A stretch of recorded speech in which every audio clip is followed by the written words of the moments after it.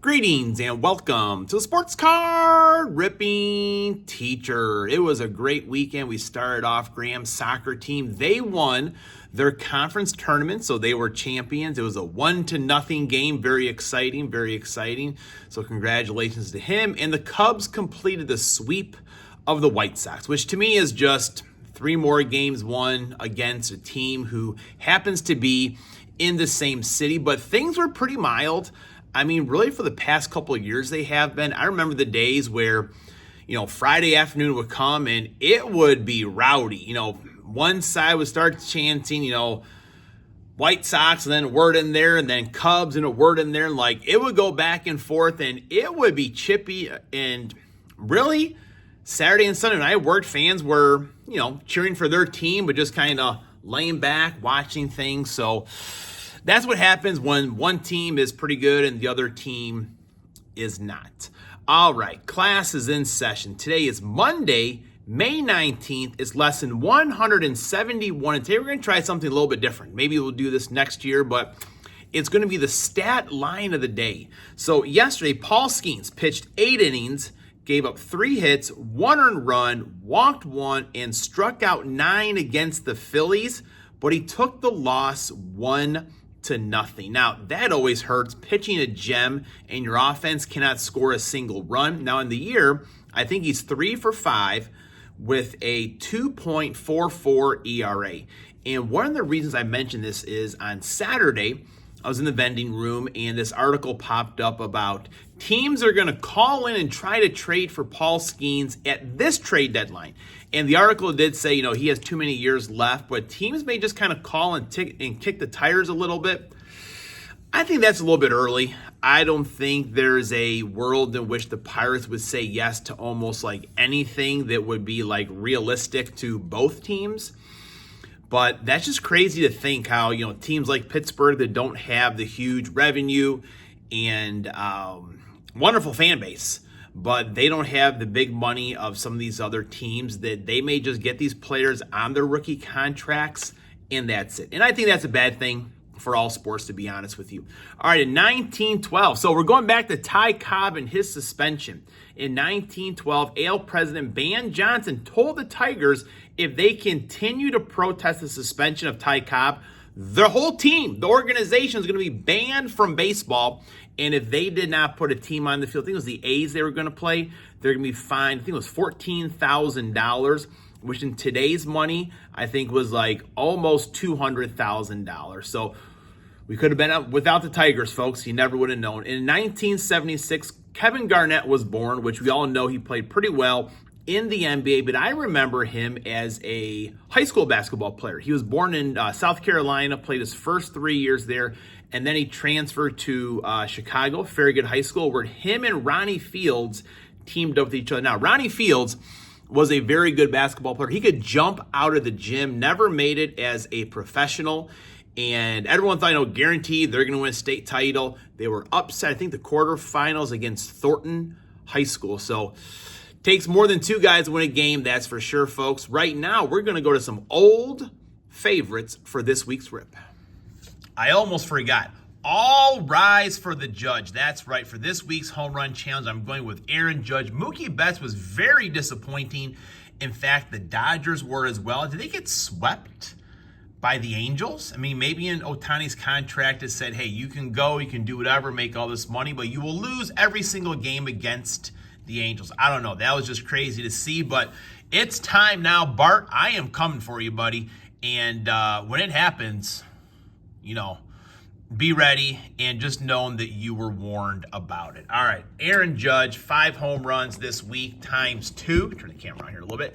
Times 2, that's going to be a good week for me. All right, so going with some old favorites here today. We're going to try to complete this game day football set during the last 6 days of school here. And one of my all-time favorites, 2023 Topps Chrome Platinum. Every once in a while, folks, Meyer will put out either 2022 or 2023 Topps Chrome Platinum. And if I see them, I will buy them. And we've got Don Russ, got a mega box. These were pretty good as well, looking for that downtown. So we'll do game day football first. All right.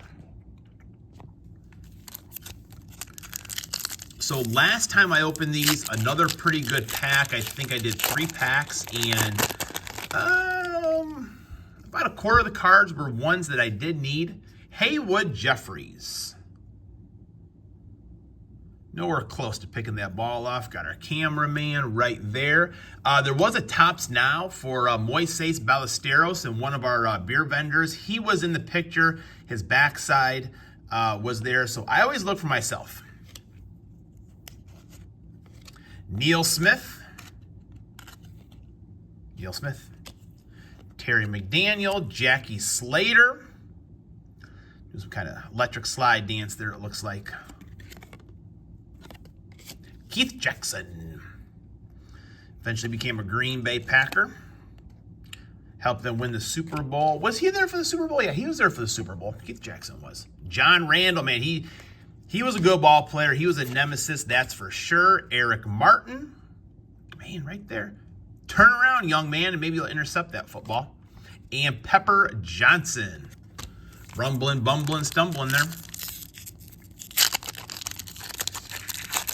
All right, by the end of the week, I will let you know, University of Notre Dame, Todd Light. By the end of the week, I will let you know where I'm at, how many cards I need for this set. Chris Mims, Eric Metcalf, Alfred Williams, Jim Jeffcoat, Carl Meckenberg, Brett Perriman,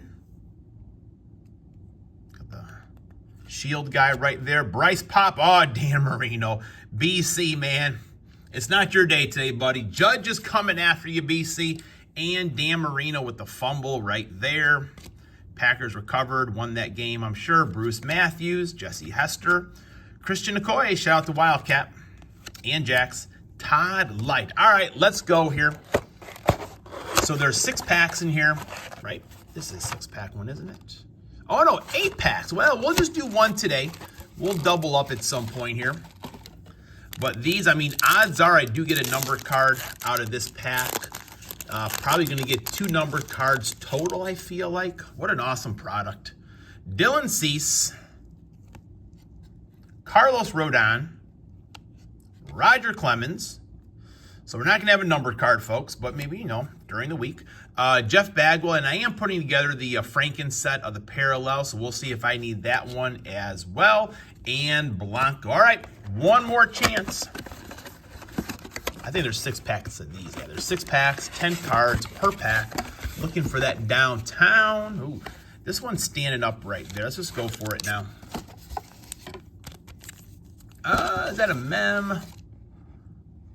Yeah, the mem's in there. Let's get it over with.